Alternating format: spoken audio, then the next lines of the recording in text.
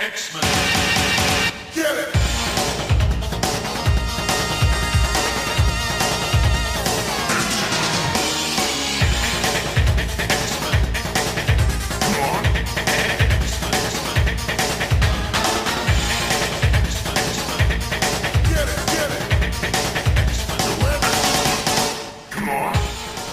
Hey everyone, and welcome to Battle of the Atom, your weekly X-Men podcast, where I, Zach Jenkins, and my co-host, Adam Reck, go through 3 X-Men stories and put them on our big list of the best X-Men stories of all time. Adam, how are you doing today? I'm doing great. How are you, Zach? You know what? I'm doing real good. Definitely better than last week, since we're going to pretend like we're not recording a chunk of these in a row. It has not been 3 minutes since we recorded the last episode. No, so if anyone had any input or any comments about the show, we'll get to them and we will take them into consideration. But our future selves will do that, not us right now. That's a very X-Men thing to say. I mean, look, these timelines can get really confusing. So I wanted to be very clear about what our timeline is. It is record the first episode, go get some water, record the second episode, see what happens then. Yeah, we'll see if we can make lightning strike twice here.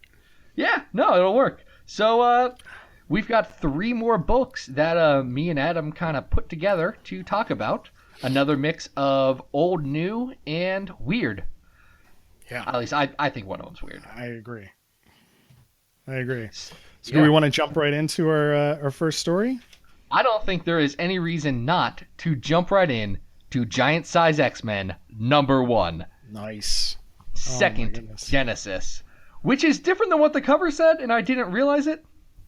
There's a lot of stuff when I just looked back that, I was a little bit surprised by it. I feel like, at least for me, I get a little confused as to what this actually is because of classic X-Men, which I think took out some stuff and added pages. It's interesting to go back. I think I'm reading this in Essential X-Men. And me too. All black and white. Yeah, which is fine. I think I also have a True Believers copy that got released with the Resurrection stuff. Okay. But the idea of it being giant size, I was like, wait, this story is only like 30 something pages long. No, it is 68 sense shattering pages. Oh no, it's the senses shattering first issue. There's 68 big pages. Okay. I mixed up my Marvelisms on the cover. Excuse me. Yeah, I guess it had some Silver Age reprints in the back. Yeah. It's funny talking about this issue because I almost I'm finding it difficult to talk about it and take notes on it because it's almost like we take this issue for granted. This issue, look, it's important. It sets up a lot, and for what it is, it's a good issue. But there's a lot better that comes after Giant Size X-Men #1. Oh, of course. It's an important thing. It's not necessarily, the groundbreaking thing. Because for people who aren't aware of the history, this came out in 1975. And X-Men had actually been on a weird hiatus for a while. In 1970, they stopped publishing new issues of the series. The characters still appeared in a couple of guest spots, but everything from issue 68 to 92, 93? That sounds right. Yeah, it's all reprints. All Silver Age reprints, and this was the return, and they mix it up with some old and new characters. So this is the first appearance of Storm, yep, Nightcrawler, Colossus, and Thunderbird. Yeah, and I feel bad just dropping the "and Thunderbird" because Thunderbird, he's better being Warpath's older brother than a real character. In your defense, he is very, he is the character shoved to the farthest of the back on the cover. So, he's already sort of a backseat character right from the beginning. But you bring up a good point, that this issue has a lot of weight because it's being asked to relaunch one of the core Marvel franchises, which had kind of fallen out of favor. And I got to say, with that task in mind, I don't think we mentioned the creative team here, but Len Wein and Dave Cockrum, they really do a great job. Oh yeah. In a very short period of time, the first couple pages of this are such great little quick introductions to these characters that, like I said before, like I feel like we kind of take this kind of a story for granted because it sets up all of the ground for where we're going to go over the next 16 years with Claremont. Oh yeah. I mean there's a reason like especially the Storm, the Nightcrawler, and the Colossus intros you get on here. Yeah. Those are very iconic moments for those characters. They take these characters you've never seen, and it throws their entire deal into like 2.5 pages at most. Sure. It's Len Wein does such a good job with that. It's fantastic. Well, and obviously the adventure that they are on is kind of like, well, let's hit the reset button so that we can have everybody buddy up and then we'll figure out where we're going next issue. So, it is what it is, but those introductions I feel are the most valuable part of that story. They set up, a whole new standard for what this book is going to be. And it does it very, very well. My one question when I was reading it again this time was, Professor X's ability to travel. Like, how did he get to all of those places in such a quick period of time? Any theories? So, just this week, I don't know if you're familiar with the webcomic Waiting for the Trade. It's on Tumblr. There's a guy who does it. We'll link to it in the as mentioned, the notes for this episode. But there is one that came out this week. It's Carol Danvers talking with Professor Xavier about the Blackbird that they use, the plane they use for their travel. Yeah. And she's talking about, this is a $30 million aircraft, and it costs $10,000 just to get it off the ground. How do you afford that? He's like, well, I have family money. She's like, okay, but how do you afford that? And his answer is, well, I take out life insurance policies on all of my students, and those pay off in dividends. And with what we learn later in retcons, that works real well for what happens with the... I was going to say, that is going to come back up big time later on in the show. But it does make me laugh that he sort of just magically appears, not telepathically, but like physically in person in the wheelchair. I mean, time was of the essence. Gotta rescue my students. Let me do a little globetrotting. But yeah, he does it. Go ahead. He does it in a weird way too, because he goes from Germany to Africa to Canada to Russia, picks up Sunfire and Banshee along the way. Oh, it's a weird. Forgot about Sunfire. Yeah. Sunfire, who literally quits on the start of one page and rejoins the team at the end of said page. He is a very good at quitting, but gotta have that. Sunfire does have a cool costume, though. I'm going to give it to him. Sunfire lives and breathes based on the fact that he looks cool. He's got this silly mask, but the rest of it's pretty solid. It is a shame, though, that Sunfire doesn't actually get to stick around. Because I feel like they could have done some really fun things with him. He does, he pops back in here and there. He's the bridge to like the Mariko stuff in Japan, but I don't know. It would have been cool to have him do a little bit more. So yeah, I mean, I think both of us are kind of dancing around what actually happens in this issue because it's so... People know what happens. It's pretty slight, right? I mean, it's like, all right, we're going to beat up the living island and Krakoa, the island that walks like a man. And we're going to come home. It's cool how they beat it. Like the weird part when they get on Krakoa, that third chapter in it, because this is still a comic book that's broken up by chapters. Right. That third part, that's the weirdest part of it, where they're fighting like the living crabs on the island or whatever. It's whatever. But once the old X-Men and the new X-Men team up and have to fight Krakoa, that's a very dynamic section. And actually, one of the cool things, especially when they're doing their big final push to defeat Krakoa, Glynis Wein, her colors on that are just astonishing. It's so good. I've always loved that. Last page, I'm trying to flip to it right now, where Polaris is using her abilities and shooting. Polaris and Havoc and Cyclops in the rain are shooting the island up into the air to destroy Krakoa. I love that scene. It's so good. Oh yeah, I mean the art is fantastic in here. I mean, Cockrum is we often forget about him, but he had to define these characters right out of the gate, and he does such a great job with it. And I love that the solution to what are we going to do with this sentient island is, well, we'll launch it into space.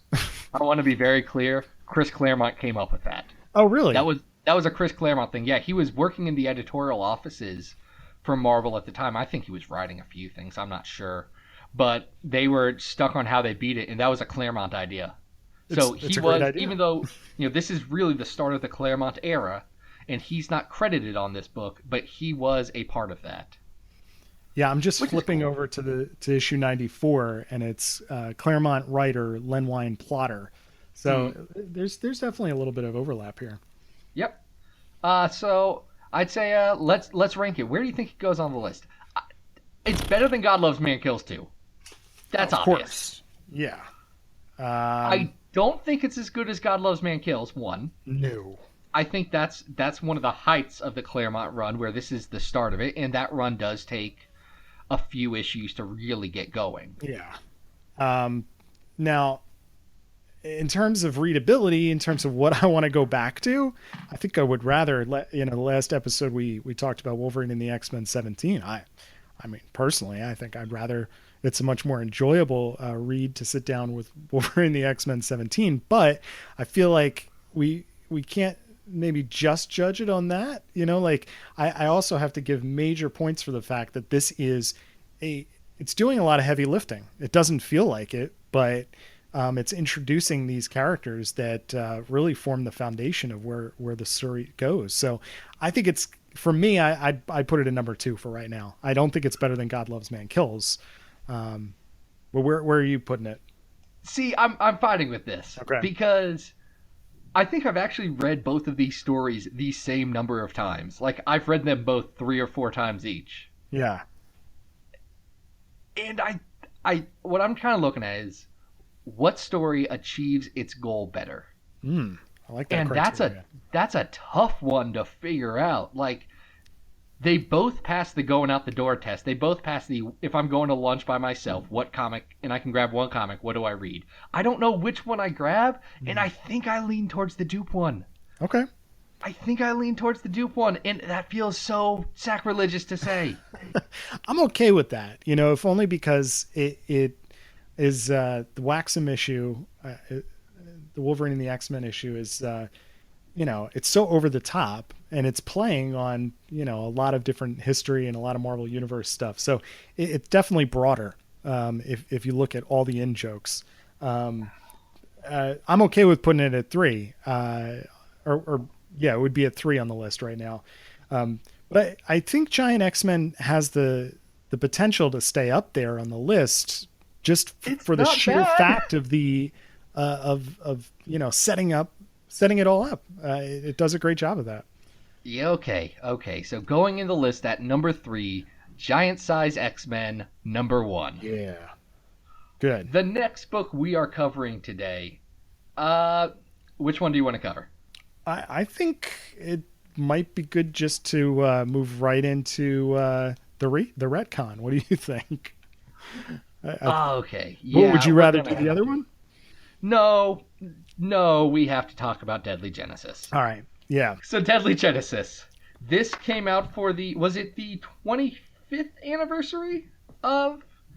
No, it was the 30th. Yeah, it's got to be later than that, I think. Yeah, it was 2005 because the Whedon run was filled with the fact that John Cassaday and Joss Whedon were really slow.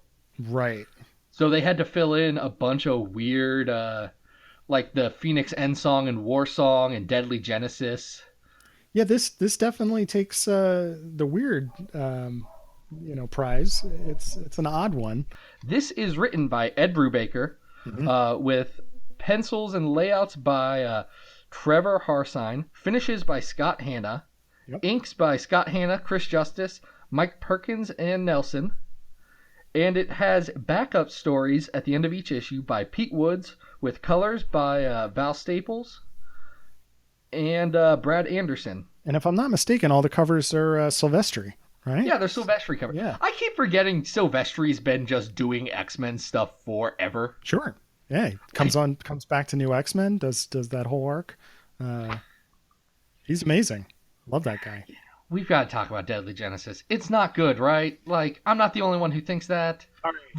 Vulcan sucks. I'm going to surprise you here. I think this opinion may shock you, but I think I talked about this in the last episode about my different continuity gaps. I'd never read this before we talked about that we were going to talk about it on the show. So I came into this fresh. With the anticipation that I was going to absolutely 100% despise this story. And I got to say, I did not hate it as much as I thought I was going to hate it. I know that's damning praise, but like, it's not as awful as I anticipated it being. So maybe can you walk me through, like, you seem to have a much more negative opinion about this story. Well, I think you're bringing up something that's important. This is still an Ed Brubaker comic. Sure. Ed Brubaker is pretty good at writing comic books. Yeah. He really is. The issue I have with this comic, one, I think Vulcan's a turd. Absolutely. I don't think Vulcan works as a character very well. Like, he makes me wish that Adam X the Extreme was canonically a third Summers brother. Can you imagine Deadly Genesis, but instead of Vulcan, it was Adam X? That would make it so much better. That would have made for a really great movie. Oh, man. Well, you're highlighting the core dastardly problem with this is just that character. I honestly don't have a huge issue with the premise of the series. And I can talk a little bit about why. Dude. Professor X cannot be great. Yeah, I'm cool with that. But Vulcan as a character is, I think I talked in the last episode about some of my pet peeves with different comics tropes. And Vulcan is another one of those pet peeves, which is, and you could correct me if you think differently, but he's basically Superman. Yeah. He doesn't have a true defined power set.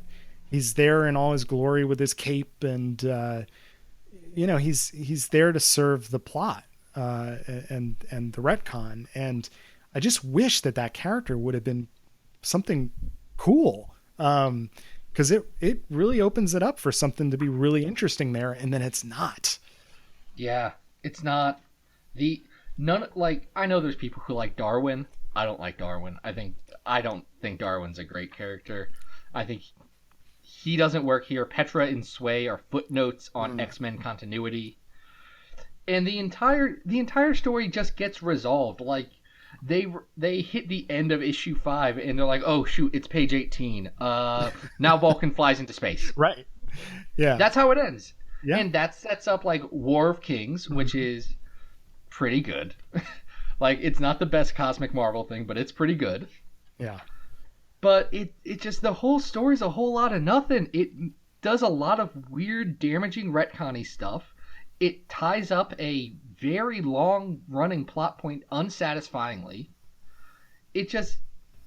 No one comes out of this story in a place that makes me want to continue reading about them. And I think that's the core problem with this to me is... After this, I don't really want to see what happens with Professor X. I don't want to see where the X-Men are going from this. I don't care about Vulcan hating the Man Emperor Daken. There is I'll agree with that. There's a real negativity to, where we want these characters to be and where they end up. I think coming into this free of its, place in continuity, just coming into it fresh, I thought, at the very least, it was an interesting premise that we have a writer who's going to come in and challenge the idea of Xavier as the recruiter for child soldiers. I think that on its own and how it's done in the book, it's not a bad idea. We've had so many examples over the years of This character, Professor X, really kind of in so many morally gray areas that I don't mind that they're going to this place with the character, but I don't think that it's meaningful.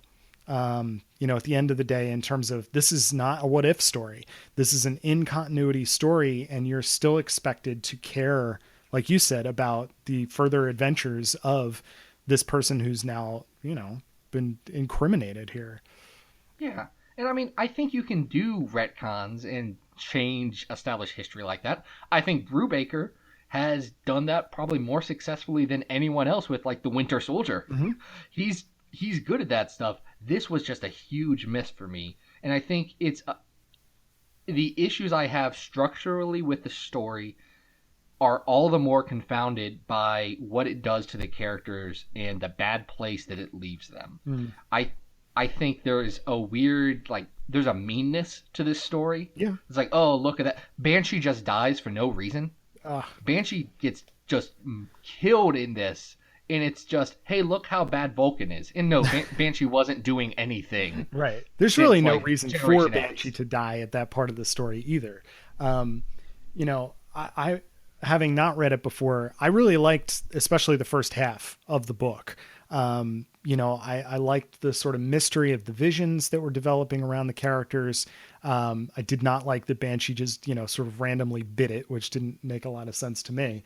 I did like the backup stories. I liked being introduced to these characters, but I'm going to agree with you that the payoff for all of that is lackluster. I think Morrison's run has a tinge of that meanness too, especially when you get to the whole Magneto flip. But you feel that here a little bit. Yep. So I think we've talked it enough. Where do you think it ranks? Do you think that the retcon to Giant Size X-Men #1 is better than Giant Size X-Men #1? No, absolutely no, not. it is not. No, it is absolutely not. And but on the flip side, I do not think that it is as horrendous and as flat as God Loves Man Kills 2. It's a better sequel comic to a classic comic. Yeah. So I'd say that puts it in at #4 on our list, Deadly Genesis. Yeah, that'll definitely get pushed down. It's not it. Yeah, we got more comics to add, and we'll see where this next one goes. The last book we have for today is the second ever X-Men original graphic novel, which it's bizarre to me that there's only been 2. That is a little strange, isn't it? I mean, I guess if you don't count New Mutants, right? True. Okay, maybe 3rd. Well, does that count? It's not X-Men. That's the first ever New Mutants graphic novel. That's a good point. But we're talking about X-Men No More Humans by Mike Carey and Salvador Larroca. And did Salvador do all the art on this? No, Justin Ponzer did most of the color art with Matt Miller, Jeremy Cox, and Guru EFX. Okay. Doing some assists. Now, this came out as I was really getting back into X-Men comics. This is something that I actually, I pre-ordered. I got it. I'm a big Mike Carey fan. Mm-hmm. I think he's done a lot of good stuff with the X-Men. Like when we rank supernovas, it's gonna go. I'm gonna push for that to go high because I think Mike Carey does a great job with X-Men. And Salvador Larroca has been he's been around and doing X-Men stuff for a while. Like he did a bunch of stuff with Claremont on early Extreme X-Men, and it looks good. Sure. Yeah, I think all the covers for God Loves Man Kills were Larroca as well. 2, yeah, they may have been. I'm not sure on that. I'd have to go back and look. But No More Humans is a weird story. Oh man. Do you like this book? I don't know.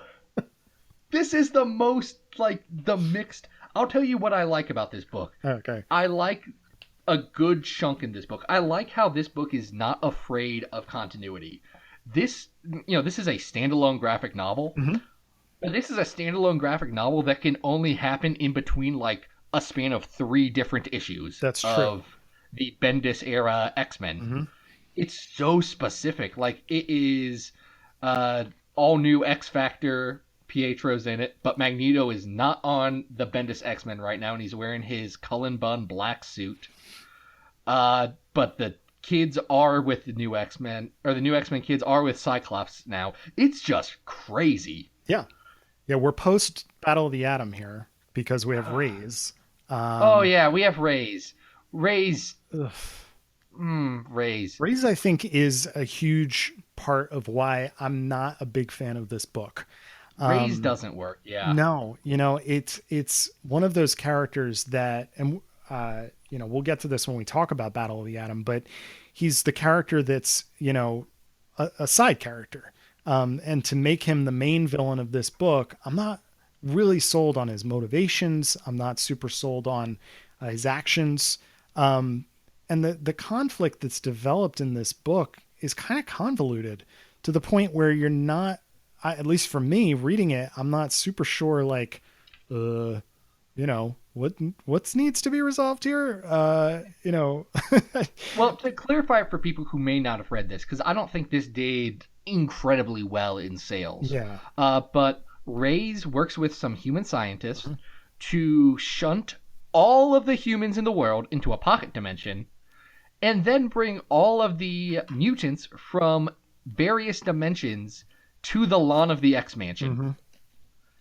And, I mean, I guess the core thing is, hey, there's no more humans. We should probably fix that, because now there's a bunch of refugee mutants on the lawn of the X-Mansion, because that worked so well the last time they did that.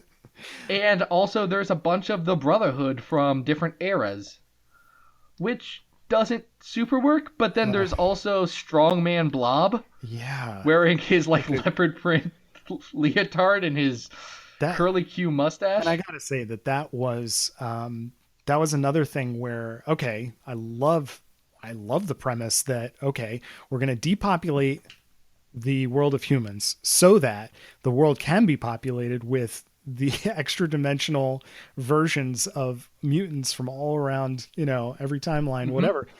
That opens up a lot of fun. And, these are not as fun as like the future X-Men or the future Brotherhood that we got in Battle. They're pretty tame, for lack of a better word. So I think the stuff that does work in this, one, I think Salvador Larroca's art is very good. It is. I agree. I think he does a great job in this. I think Mike Carey does real good job with the character of Triage, who was a Bendis character he was new, so he hadn't had a huge amount of time to develop. So I think that stuff works. What doesn't is Rays, and I hate the ending to this book. Are you pointing specifically to the Phoenix stuff? Yeah, the Phoenix just shows up, and then young Jean Grey, who this is the core part of her solo book right now, she controls the Phoenix, and they just snap their fingers and Phoenix fix everything, because this is a original graphic novel, so it can't change anything. No, it can't do anything. So it just happens. And I think you actually, if I'm not mistaken, you actually tweeted Hopeless about this recently, because the core premise of, and I'm very much enjoying the new Jean Grey solo. It may not be everybody's favorite. I don't know why Hopeless seems to be so divisive to some people, but I'm enjoying it a lot. I love the idea of Jean just kind of like randomly partnering with people in a hope to develop some sort of defense strategy against Phoenix. But here she's just like, hey, let me high five with the Phoenix and we'll fix this thing. Okay. And it definitely lowers the stakes of the story. Yeah, this is a very middle of the road book for me. I think that if this was an arc of a series, it may have felt a little bit cleaner, because it would have had a bit of a different pacing. Like, this has a 3-act structure, which, that's standard storytelling. But with comics, you break it up into like a 5 or 6 act thing, and it lets you hit important beats a bit more. Sure. And I think there's 3 big beats in this. It's figuring out what happened, it's saving Nightcrawler and preparing for the next steps, and it's the Phoenix ending. Those are the 3 big things that happen here, and there's so much space in between them that I don't think enough happens in between to Well, there's a lot make of something happen. And this is something that happens in battle as well. There's a lot of regrouping, Yes. sort of collecting our thoughts and talking through things. And I do think, and I certainly don't want to trash this because it's an accomplishment just to write something of this length and to create this standalone story that can't really affect long-term continuity, but still has to involve all these characters. But I do think that there might have been an opportunity missed here. If God Loves Man Kills was the original graphic novel that dealt with, religious persecution, racism. It had some larger sociological topics that it wanted to tackle. There's a great opportunity here to talk about refugee crisis, and it's timely, and yet that sort of falls really into the background as just, okay, well, it's more of an annoyance to our main characters than it is something that they need to deal with on a fundamental level. It's just wishful thinking that maybe that could have been pumped up a little bit more. Yeah, this is a weird book. It is. I'm looking at ranking this. Okay. I don't think it's as good as Giant Size. I think that's fair to say. Yeah. Agreed. I do think it's better than God Loves Man Kills too. Absolutely. Because it's not bad. This has redeeming qualities to it. It's got stuff that does work because Mike Carey knows how to make the X-Men work. I agree. So I guess are we? How do you feel about it against Deadly Genesis? Because you're more optimistic about Deadly Genesis than I am. So I'd love to hear your thoughts on that. I think I would put Deadly Genesis higher only because it has more impact. We may not like the impact. We may not like the drastic steps that Brewbreaker is taking in that story, but this is very, No More Mutants really is, you don't have to read it. You could go through the Bendis era and not touch this and you'd be fine because it really doesn't add to the Ray's story. It doesn't add to the Future Brotherhood story. It doesn't change anything for any of the teams. But at the same time, like it makes for an enjoyable read to a certain extent as well. Like it's not bad. But I feel like by pissing us off, maybe Deadly Genesis has maybe a little more merit. What are your thoughts on this?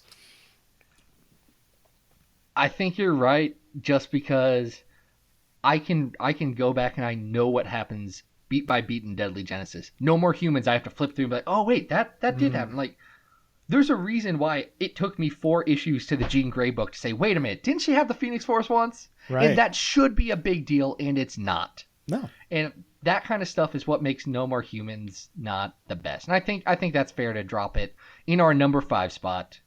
X-Men, No More Humans. Sounds good to me. And that sounds like we've got a 3 up on the list for this week. Not so bad. that would wrap it up. You can find everything about Battle of the Atom at my website, xavierfiles.com. That's also where I put up weekly articles every Thursday about a different X-Men character. You can follow me on Twitter at xavierfiles.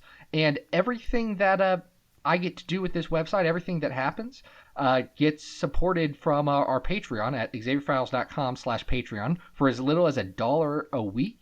I'm sorry. You can pay $1 a week if you want. Look, I ain't going to say anything, but for $1 a month, you can get privileges that'll get you, cutting in the line for characters. I just had someone do that this week, and I've got a character that I'm now super excited about writing that I had way down on my list. So it's fun. It's like a 2-year wait period right now for any new requests. So it'll be cool if you want to do that or anything else. We're going to be revamping it to add some rewards specifically towards Battle of the Atom. So that'll be fun. Adam, where can people find you online? As always, you can find me at Arthur Stacy on Twitter, and then you can head over to adamrect.tumblr.com, and that has all of the new artwork for Bish and Jubes when I get around to making them, and then anything else that I'm drawing usually gets put up there. So that's where you can find me. Yeah, so that's good. So Adam, I will see you next week. We'll talk some more X-Men. We got some fun stuff coming up next. Absolutely. I'm excited. All right, looking forward to it. All right. Take care, guys. Bye. Get it!